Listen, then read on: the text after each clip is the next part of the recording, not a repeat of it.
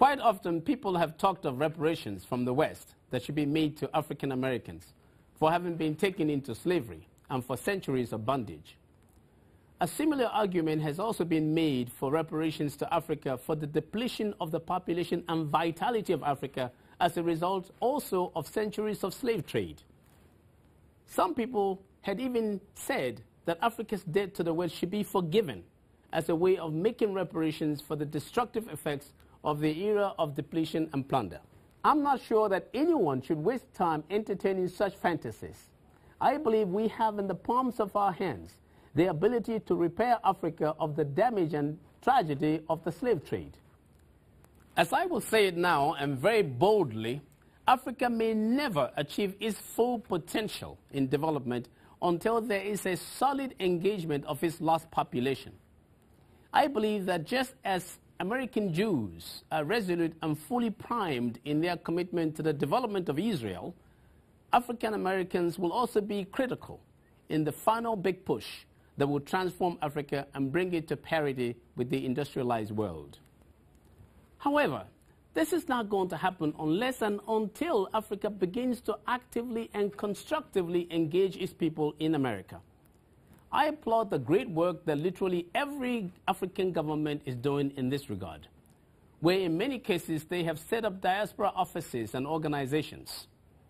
At the Economic and Business Strategies, EBS, we have developed a strategy by which every community and government can build and strengthen their own designs in African generational waves concept. African leaders should be conscious of the importance of engaging our talents in the diaspora, giving them a sense of belonging and recognition in order to foster continuous waves of African generational enterprise. Surprisingly, mostly from only first wavers, worldwide, Africa is already getting huge amounts in remittances, with Nigeria, for example, receiving about $10 billion in 2010 alone. Sudan got about $3.2 billion. Kenya received $1.8 billion, while South Africa got $1 billion. But let us note this. Africa may not ever be able to achieve its potentials until her people come home or are actively involved. John Williams wrote the theme song for the movie Amistad, titling it "Dry Your Tears, Africa, Your People Come Back to You." Indeed, we may not be able to dry our tears until our people come back to us. Not by returning en masse to Africa, but by being engaged by Africa wherever they are. In the African generational waves, the first wave must create a second wave, and the second wave must set up a third wave. It is the positive tsunami of the third wave that will transform Africa.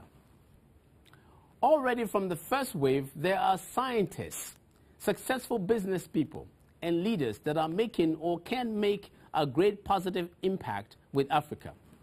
The second wave that is just forming is full of promise, as we have just seen. And its impact, if well coordinated and harnessed, will begin a much more visible transformation. But it is the third wave that will do it all. The third wave will involve the broader host communities, as the third wavers who have far more traction and gravitas in their communities mobilize their friends and their colleagues to engage Africa, their ancestral community. Already, transformation is happening in Africa for good. But that transformation may not be deep and strong enough until we add to it the power of the African generational waves. I'm Magnus Kpakol, and that's my view.